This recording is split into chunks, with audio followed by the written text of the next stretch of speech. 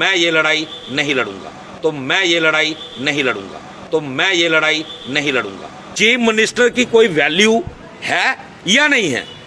एक भी एमएलए ने ये सवाल नहीं पूछा कि आफ्टर ऑल कमेटी ने 6 महीने में क्या काम किया। ये मुंह में दही जमा के बैठे रहे, ये मुंह में दही जमा के बैठे रहे कि 10 नवंबर के प्रोग्राम में मुझे संख्या चाहिए 5000 प्लस। डेली वेजर्स को कल उम्मीद थी कि कल उनका बिल शायद पास हो जाए, और उससे पहले हमने देखा कि किस तरह से इन्होंने बड़ा प्रदर्शन जो किया। इससे पहले भी कई सारे बड़े प्रदर्शन किए, लेकिन एक बार फिर से कल जो उम्मीद थी उस पर पानी फिर गया। जो बिल था उसको विथड्रा कर दिया गया उमर अब्दुल्ला जी के द्वारा, और कहा गया कमेटी बिठाई गई है और कमेटी ही इसका फैसला करेगी।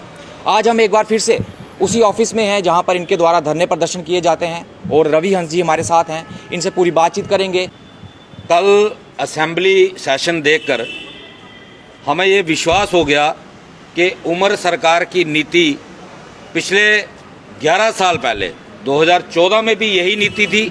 इसी तरीके से डेली वेजर के साथ 2014 में भी उमर सरकार ने कमेटी बना करके अंत में धोखा किया था, और वही रिपीट जो है वो कल असेंबली के अंदर हमें देखने को मिला।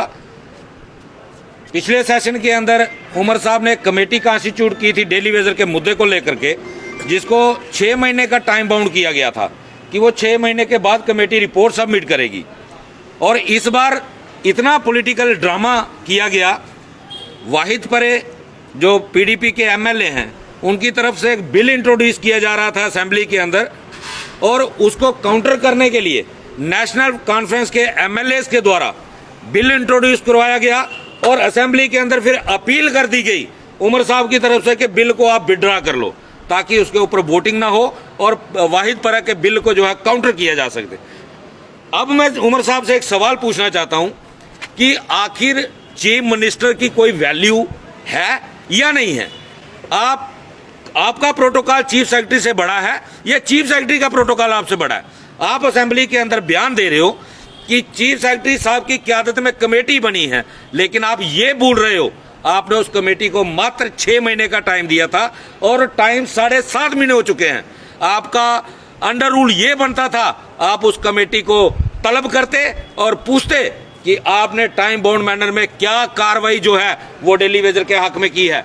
लेकिन अफसोस इस बात का हुआ कि उमर साहब ने तो राजनीति की, लेकिन जो हमारे विपक्ष के एमएलए थे, एक भी एमएलए ने ये सवाल नहीं पूछा कि आफ्टर ऑल कमेटी ने 6 महीने में क्या काम किया। जो कमेटी को 6 महीने का समय उमर सरकार ने दिया था, लेकिन ये जो विपक्ष के विधायक थे ये मुंह में दही जमा के बैठे रहे।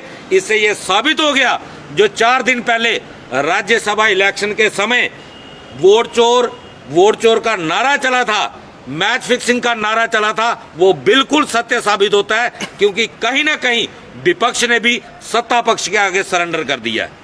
पहली बात तो ये जो कमेटी अपने टाइम बाउंड मैनर में जवाब नहीं दे पाई, वो कल उमर सरकार को जवाब देगी। मुझे नहीं लगता कि चीफ सेक्रेटरी कोई कमेटी की रिपोर्ट जो है वो उमर साहब को देने वाले हैं। अगर उमर साहब की कंट्रोल कमेटी के ऊपर होता, चीफ सेक्रेटरी के ऊपर होता, तो वो रिपोर्ट बन चुकी होती। इसका ये साफ दर्शाता है। और दूसरी बात ये है, इस सरकार के ऊपर क्या क्रेडिबिलिटी है सरकार की? इस सरकार के दो एमपी खुद सवाल उठा रहे हैं कि इस सरकार ने पिछले 1 साल में जनता के लिए कोई काम नहीं किया, और एक एमएलए खुद असेंबली के अंदर सवाल उठा रहा है सरकार के खिलाफ, तो फिर उसकी क्रेडिबिलिटी का पता खुद चल जाता है कि वे सरकार की कितनी वैल्यू है। और आपने हमारे अगले प्रोग्राम के बारे में जिक्र किया।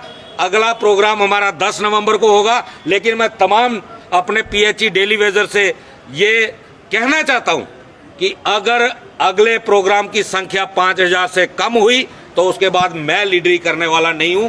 अगर आपने शोषण ही सहना है तो फिर आपको शोषण मुबारक हो।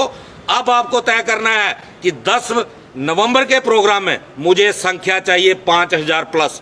उसके बाद इस सरकार को बताएंगे कि डेली वेजर क्या कर सकता है। अगर संख्या 5000 से कम होती है तो मैं ये लड़ाई नहीं लड़ूंगा।